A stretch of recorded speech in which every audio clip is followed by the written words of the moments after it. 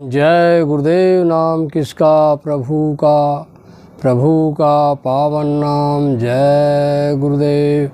अखंड मंडलाकारं व्यापतं येन चराचरं तत्पदं दर्शितं येन तस्मै श्री गुरुवे नमः। अज्ञानतिमिरान्धस्य ज्ञानाञ्जनं शलाकया नैनो न मीलित्वं येन तस्मै श्री गुरुवे नमः। ध्यानमूलं गुरुमूर्ते पूजामूलं गुरुपदं मंत्रमूलं गुरुर्वाक्यं मोक्षमूलं गुरुकृपा। वन्दे बोधमयं नित्यं गुरुशङ्कररूपिणं यमाश्रितो हि वक्रोऽपि चन्द्रः सर्वत्र वन्दते। जय गुरुदेव। धन्य धन्य गुरुदेव कृपा सिंधु पूरण धनी नित्य करो तुम सेव अचल भक्ति मोहि देव प्रभु।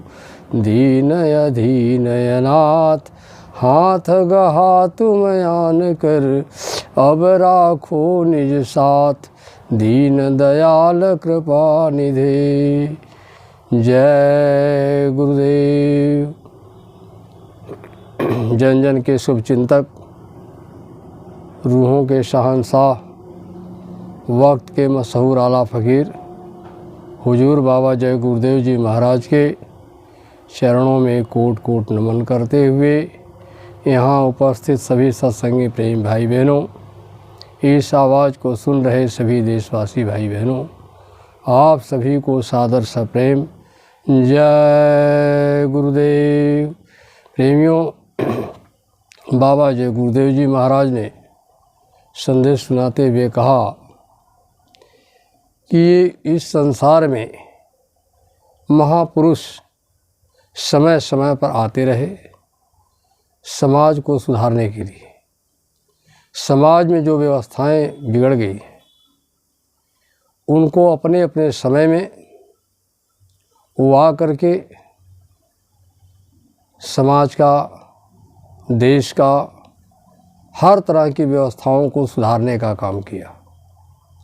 लेकिन जिस समय वो महापुरुष आकर के अपना संदेश सुनाते हैं, अपनी व्यवस्था बनाने के लिए कुछ संदेश देते हैं, उस समय ये संसार के लोग उनको नहीं पहचान पाते।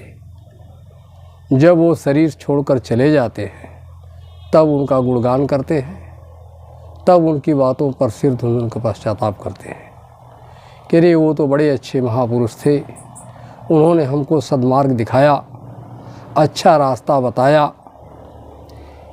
उसके बाद तब उनका सब कुछ पूजा करते हैं, प्रार्थना करते हैं, उनके नाम पर धर्म मजहब चलाते हैं। जब वो महापुरुष रहते हैं तो उनके रहते रहते उनको इन दुनिया के लोगों ने काफ़ी उनको प्रताड़ित किया, काफ़ी उनको कष्ट दिया, उनको मारा पीटा सताया, उनको तरह तरह के दुर्व्यवहार उनके साथ किया।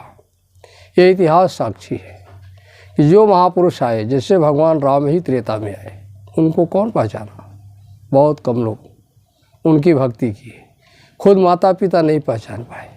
इसलिए महापुरुष कहते हैं, बाबा जय गुरुदेव जी महाराज यही कहते हैं कि वक्त पर रहते रहते अगर लोग महापुरुषों को पहचान ले और उनके बताए हुए रास्ते पर चलने, उनकी बताई हुई व्यवस्था को के हिसाब से देश और समाज का कार्य करें तो निश्चय ही देश में सुकून, शांति, अमन, चैन आ जाए।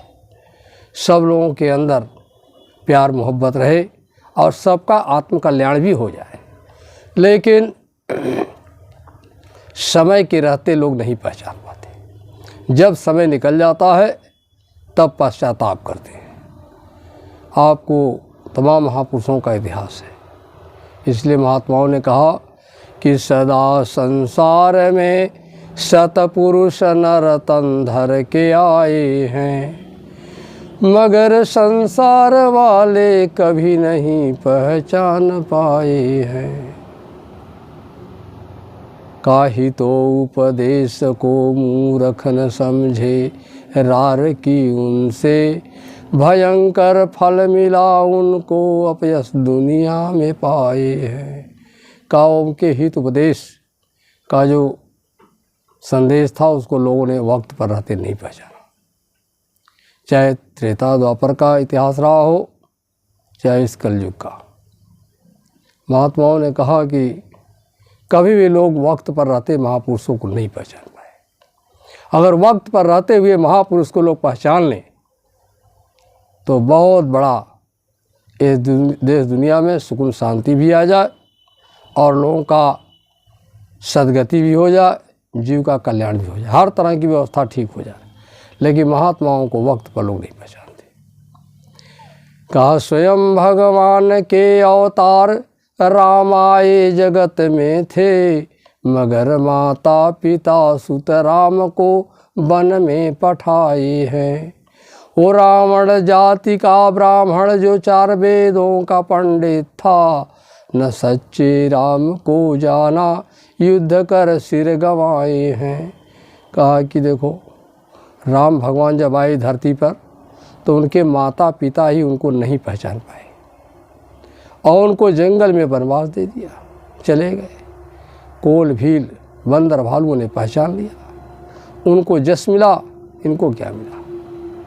फिर कहा कि वो रावण जात का ब्राह्मण जो 4 वेदों का प्रकांड विद्वान था, वो भी भगवान राम को नहीं पहचान पाए। तो लोग धन के अहंकार में, पद के अहंकार में, विद्या के अहंकार में लोग महापुरुषों को नहीं पहचान पाते और उनसे युद्ध करके अपना शीश गंवा दिया, नुकसान हुआ। जब द्वापर लगा, भगवान कृष्ण का आगमन हुआ। लोग 16 कला से कृष्ण को भगवान कहते हैं, कंस मामा विरोधी बन के अत्याचार ढाए हैं। कंस जरासंध कौरव ने न मानी बात केशव की, सखाय अर्जुन बेचारे भी नहीं पहचान पाए हैं। इसी से कृष्ण के रहते नरक जाना पड़ा उनको, तो हाल होगा क्या उनका जो रार इनसे मचाए है। विचार कीजिए, भगवान कृष्ण जब धरती पर आए थे, 16 कला के अवतार थे, उनको भी किसी ने नहीं पहचान पाया। छोटे छोटे लोगों ने पहचाना, लेकिन ये कंस मामा भी उनके नहीं पहचान पाए। विरोधी बन के अत्याचार ढाए। सखाय अर्जुन बेचारे भी नहीं पहचान पाए, उनके नातेदार रिश्तेदार थे। इसीलिए भगवान कृष्ण के शंका किया, सच्चे ढंग से नहीं पहचान पाया तो उनके रहते नरक में आना पड़ा। मतलब सभी महापुरुषों का इतिहास है, यह नहीं केवल हिंदुओं के धर्म में ऐसा लिखा, मुसलमान फकीरों ने भी लिखा। जब अभी खुदा के रसूल मुहम्मद साहब जब आए जगत में थे, तो कुनबे कुरैश वाले दुश्मन बन सताए हैं। छोड़ मक्का से मदीना में पनाह लेना पड़ा उनको, महासंघर्ष में जीवन मुहम्मद ने बिताए हैं। मुहम्मद साहब जिनके धर्म पर इस्लाम धर्म चलता है, जिनके नाम पर, और उनकी ख्याति आज मुसलमान बहुत कहते हैं कि मोहम्मद साहब पैगंबर, उनके बाद कोई नहीं आए। लेकिन जो पैगंबर आए थे उनको भी कौन पहचाना? वक्त के रहते किसी ने, मुसलमान ने नहीं पहचाना। कुनबे कुरैश वालों ने उनके जान तक लेने के लिए तैयार कर दी। अगर वो हीरा नाम की गुफा में नहीं गए होते तो उनके प्राण भी ले लिए होते, और मक्का को छोड़ करके मदीने में जाकर उनको शरण लेना पड़ा। यानी उस समय किसी ने नहीं पहचाना। उसी मुसलमानी मजहब में संत मंसूर आए, उनको भी लोगों ने हाथ पैर उनके काट लिए। उन्हीं उसी मजहब में हसन हुसैन भी आए, सच्चा खुदा का पैगाम सुनाए, करबला के मैदान में तड़पा तड़पा करके बगैर पानी के उनको मार डाला। कहने का मतलब कि वक्त पर महापुरुष के लोग पहचान नहीं करते, चले जाने के बाद उनके नाम पर खूब मत्था पीटते हैं, खूब उनका नाम लेते हैं, उनके नाम पर धर्म मजहब चलाते हैं, उनकी पूजा पाठ इबादत करते हैं। अभी तो उधर का बात है। इधर ईसाइयों में ईसा मसीह प्रभु जब आए जगत में थे तो उन्हें भी कौन पहचाना सूली पर चढ़ाए। सभी लोग मिलकर के उनको सूली पर चढ़ा दिए। कहा ये ईश्वर के पुत्र हैं, ये आए धरती पर, सबको संदेश दिया, लेकिन उनके शिष्यों ने ही उनको फांसी के चढ़ा दिया, सूली पर चढ़ा दिया। और प्रभु यीशु प्रभु जानते भी थे। मात्र उनके 11 शिष्य थे और रोज आते थे उनके पास और खूब प्रवचन सुनाते थे, संदेश खुदा का, प्रभु का, ईश्वर का देते थे। और एक दिन बैठे 11 शिष्यों में से उन्होंने ऐसे ही बैठकर 11 लोग प्रवचन सुन रहे थे। उन्होंने कहा कि देखो जितने इसमें 11 बैठे हो, इसमें से ही कोई मेरे मतलब कि मृत्यु का कारण बनेगा। शिष्यों में बौखलाहट मच गई। कहा अरे हम सभी प्रेमी हैं, इसमें से कौन ऐसा होगा जो इनके मृत्यु का कारण बनेगा। कुछ शिष्य तो परेशान हो गए, लेकिन कुछ इसमें ऐसे भक्त बैठे थे जो कि बिल्कुल ऊपर ऊपर भक्ति का दिखावा करते थे। तो उन्होंने कहा कि ऐसा करो। एक भक्त रुक गया, कहा प्रभु आप ये बताइए कि हम लोगों के बीच में वो कौन सा व्यक्ति है जो आपकी मृत्यु का कारण बन सकता है। तो उन्होंने कहा मैं ये नहीं बताऊंगा, समय बताएगा। ऐसा करो तुम चले जाओ, याद रखना कल सुबह जो तुमसे पहला व्यक्ति मिलेगा वही मेरे मृत्यु का कारण होगा।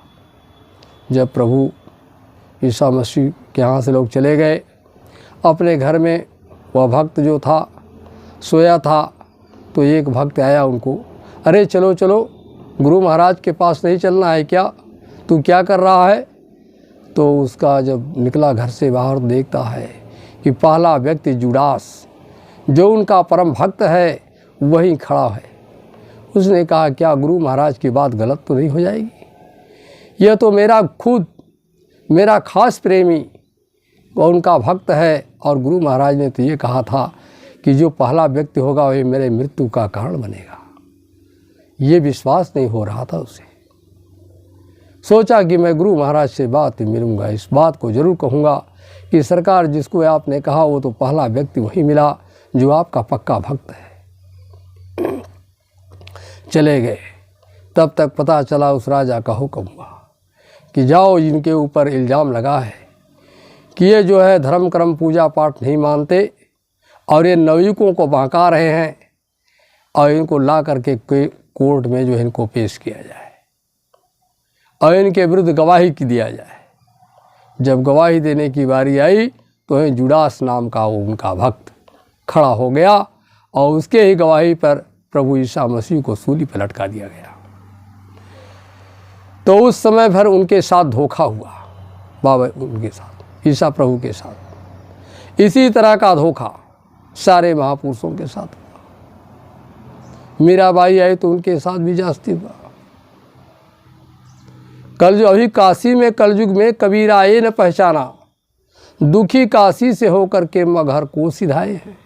कबीर साहब ने ये धरती पर आकर के धर्म कर्म का संदेश सुनाया, एकता का पाठ पढ़ाया, हिंदू मुसलमान की बुराइयों को दूर किया, उनके जो अंदर कुरीतियाँ फैली थी उसे दूर करने का प्रयास किया।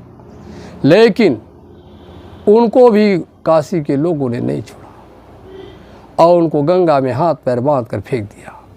उनको मारने की तमाम युक्तियां बनाई गई। जब वो किसी से नहीं बस चला तो खुद जल्लाद तलवार लेकर के उनको काटने के लिए तैयार हो गया और मारता गया। कबीर साहब का जब बाल बांका नहीं हुआ, तलवार कटती हुई गर्दन निकल जाती, तब चरणों पर गया, कहा महाराज मैं नहीं पहचान पाया। अंत में काशी से उन्होंने मगहर को चले गए। संत रैदास जी जब आए जगत में थे तो उन्हें भी कौन पहचाना, दुखी काशी से होकर मारवाड़ में कुटिया बनाए।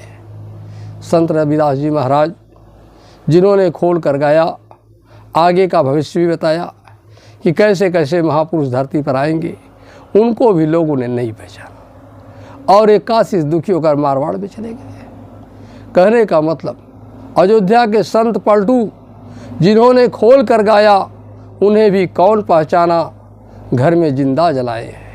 पलटू साहब ने जब ईश्वर का सच्चा भेद, सच्चा रास्ता जब उन्होंने बताया, तब उनको भी घर में ही बंद करके आग लगा दिया। इस तरह जितने भी महापुरुष का इतिहास दिया जाए, सब लोग जब समय समय पर आते गए तो उन्हें किसी ने नहीं पहचाना।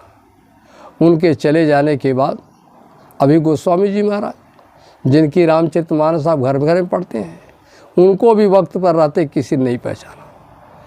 काव्य गोस्वामी जी महाराज, जिनकी रामायण है घर घर में, उन्हें भी कौन पहचाना, प्राण लेने को धाए हैं, ये दुनियादार कितना कष्ट उनको भी दिए देखो, विपद सब घट रामायण में स्वयं लिखकर बताए हैं। ऐ प्रेम भाई बहनों, गोस्वामी जी महाराज जिनकी रामचरितमानस सबके घरों में पड़ी है, सब लोग बड़े बड़े प्यार प्रेम से उसे पढ़ते हैं और उनका बड़ी सराहना करते हैं। ये दुनिया के लोगों ने उन्हें भी नहीं छोड़ा। अगर ये घट रामायण न छुपाए होते तो उनके प्राण भी नहीं बचे होते। ये दुनियादार कितना कष्ट उनको भी दिए देखो, विपद सब घट रामायण में, सारी कहानी घट रामायण में लिखा है। ये कितना कष्ट दुनिया के लोगों ने मुझे दिया। अभी ये जो वो दयानंद सरस्वती जी महाराज जो आर्यों को जगाते थे, उन्हें भी कौन पहचाना, विष देकर मारे हैं। उनको वे जहर दे दिया। जो आर्यों को जगाते थे, वेदवादी थे और इतने बड़े वेद का उन्होंने प्रचार किया, उनको भी जहर देकर लोगों ने मार डाला। अभी गांधी जी कलयुग में आए थे, उन्हें भी कौन पहचाना, उन्हें भी गोली का शिकार होना पड़ा, उनको भी लोगों ने नहीं छोड़ा।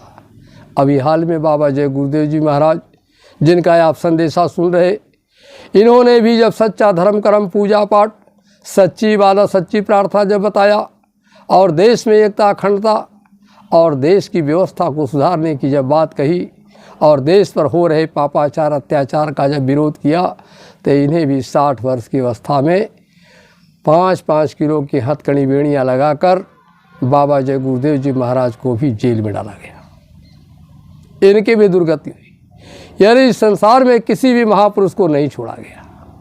और जब इन्होंने सच्चा रास्ता बताया तो लोगों को बहुत बुरा लगता था कि यह ईश्वर का कुदरती रास्ता, इसे आप क्यों बंद कर रहे हो। तो लोगों को बहुत बुरा लगता था कि बाबा जी जो है गर्भपात नसबंदी को मना कर रहे हैं। अरे बाबा जय गुरुदेव जी महाराज ने कहा यह सबसे बड़ा पाप कर्म है, इसे मत करो। हिंदुस्तान की भूमि धर्म भूमि है, इस पर इस तरह के दुराचार अत्याचार पापाचार नहीं होना है। लेकिन लोगों को बुरा लगा तो बाबा जी को जेल में डाल दिया।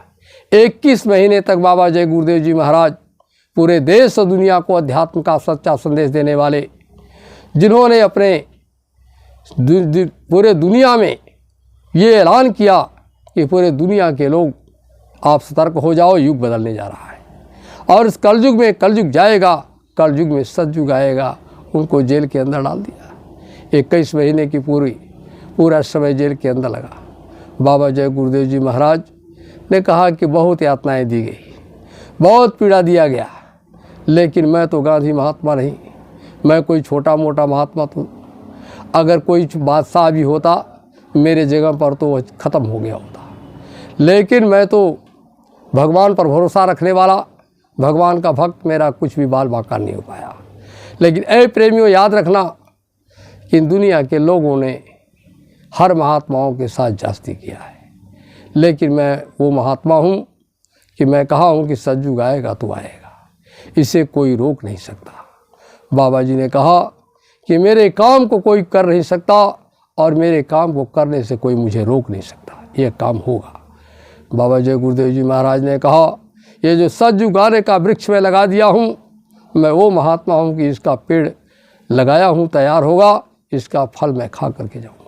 मतलब ये बाबा जय गुरुदेव जी के अमृत वचन है। और उन्होंने कहा देश और दुनिया में परिवर्तन होगा। और ये हिंदुस्तान के लोगों से विनती प्रार्थना है बाबा जय गुरुदेव जी महाराज की कि अगर आप सभी लोग बाबा जी का केवल इतना सहयोग कर दो। बाबा जी ने कहा कि रुपया पैसा मैं नहीं मांगता, आपसे विनती प्रार्थना यह है कि आप सब लोग शाकाहारी हो जाओ। अंडा मांस मछली दारू शराब का खाना पीना करो बंद, और 1 घंटे सुबह और शाम अपने अपने इष्ट प्रभु का, जिनको आप मानते हो देवी देवता, सब का एक एक घंटे सुबह शाम पूजा पाठ करना शुरू कर दो और शाकाहारी हो जाओ। चाहे हिंदू हो, मुसलमान हो, सिख हो, ईसाई हो, अमीर हो, गरीब हो, छोटा बड़ा, सबसे बाबा जय गुरुदेव जी महाराज की यही प्रार्थना है कि अगर समाज को बदलना है, सुकून शांति चाहते हो, प्यार मोहब्बत चाहते हो, तो पहले आप सब लोग शाकाहारी हो जाओ। शाकाहारी हो जाओ और अपने अपने प्रभु पर, परमात्मा पर, इष्ट देवता पर विश्वास करके पूजा पाठ और भजन शुरू कर दो। पूरे देश दुनिया में परिवर्तन हो जाएगा और सबका भला हो जाएगा, सबको सुकून शांति अमन चैन मिल जाएगा। यह बाबा जय गुरुदेव जी महाराज का संदेश है। ऐ प्रेमी भाई बहनों, आप सब लोग कभी शंका मत करना। बाबा जय गुरुदेव जी महाराज किसी जात धर्म मजहब की बात नहीं करते। वे सारे मानव जात इंसानों की बात करते हैं, सब की भले की बात करते हैं। हिंदुस्तान की भलाई नहीं चाहते, पूरे विश्व का भला चाहते हैं, सबका कल्याण चाहते हैं। इसलिए सभी लोगों से प्रार्थना है कि बाबा जय गुरुदेव जी महाराज के बताए हुए रास्ते पर चल करके एक अच्छे समाज का निर्माण करें, अच्छे राष्ट्र का निर्माण करें, देश में सुकून शांति लावे, देश में सद्युग आवे, देश में सब लोग मतलब कि प्रेम और एकता का संदेश लेकर के अपने देश को महान बनाने के लिए आप लोग तैयार रहें। इन्हीं शब्दों के साथ आप सभी को सादर सप्रेम जय गुरुदेव।